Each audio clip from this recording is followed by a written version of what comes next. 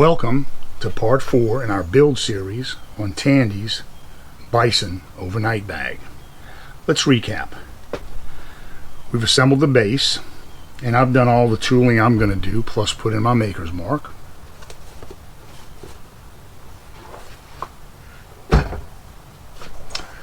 I've attached all of the straps, and I've done all the burnishing and beveling that I'm going to do.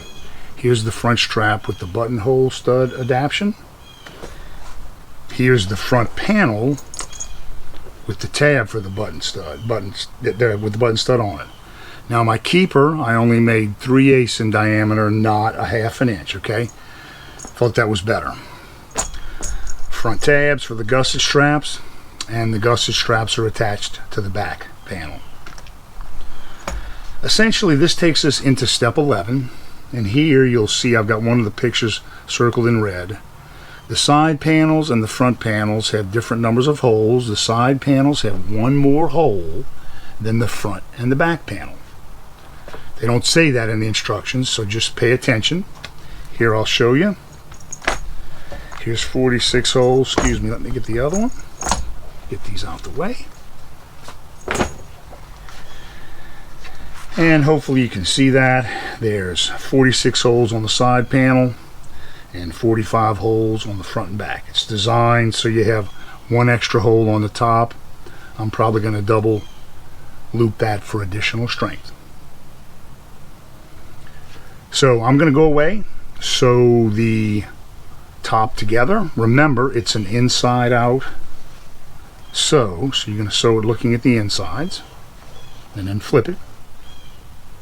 We'll come back and show you what that looks like.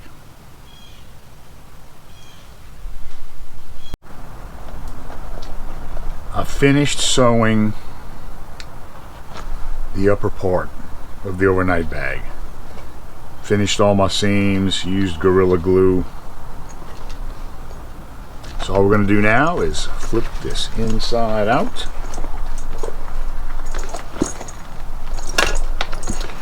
And I'm going to go away and I'm going to stitch the top to the base, and I'm going to do 4 sewings just like I did with when I constructed the base, as opposed to 2 that the instructions talk about. And one thing while we're here, guys, on the inside of this bag, it's really beautiful. What I think I'm going to do next time I do one of these is I'm going to take some lightweight leather and I'm going to add 2 pieces of lightweight lining leather on the inside to have extra pockets on each side. That's what I'm thinking right now. Just a little thought for you if you're going to put this bag together.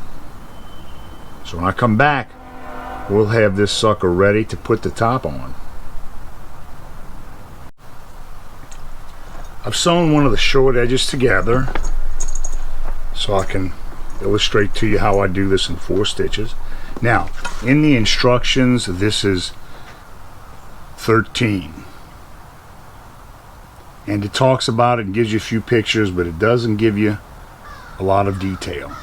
Might be intuitive, but I'm going to show you a couple of things that might help you. Now, the first thing I'm going to show you is I am using a headlight to look at this. Okay? Here's my headlight, my strap-on headlight. You can see it. These things are absolutely wonderful if you're doing this kind of, any kind of leather work, but they work really well for this sort of thing. Now, there are 31 holes, okay, on both sides, and then you have to figure out how to deal with the corner. You'll notice I've gone into the corner here, okay, and on the inside, since that's that flap side is sewn to the front flap, right? I hope you can see that I've come back through the hole in the side. Next, I'm going to go sew one of either the front or the back panel, and I'm going to pick up through the corner the other side of that hole. Again, I'm trying to show you that, doing the best I can. So when I come back, I'll have one of these long sides sewn up, and again I'll make sure and show you that corner from both the front. Let me try and show you that again. I hope you can see that. And the back. In any one of these videos, please, if you have a question, just leave it in the comment section below or send me a message. I've stopped sewing on the long side, my first long side, so I could show you, help you understand the corner and why I like to do it with 4 pieces of thread and not 2. So the top, you know, the 2 joined sides, I've used this hole right here. Okay, I've started to come back, but this hole right here goes into the joined hole for the 2 sides. So this hole is the hole that joined the side and the front and back. And now I've started to come back. I'm going to go down the sew line and finish. And then when I do this short side over here, I will end up coming over the top, going into here, and going through the hole that joins the 2 sides together on the side panel. Hope that helps. When I come back, I'll have all 4 sides sewn together.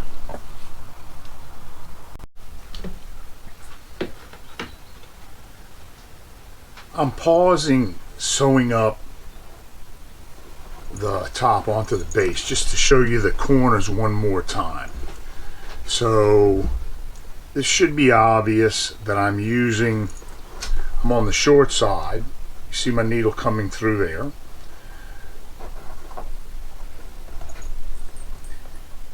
Okay, and then I'm going back to run on the short side, and when that comes out,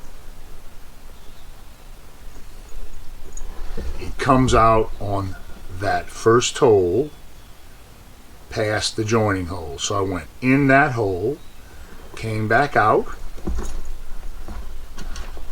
and I'm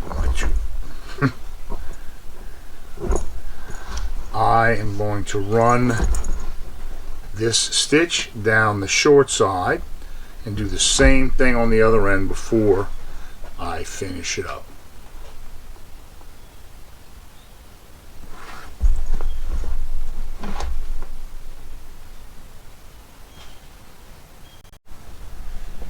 I've finished sewing the top onto the base. You can see our modified button stud closure for the flap.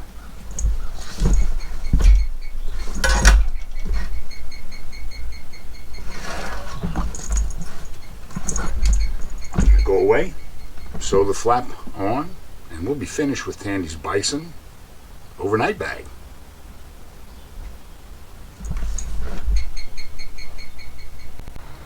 We've finished the Bison Overnite Bag. We've replaced the buckle with a button stud.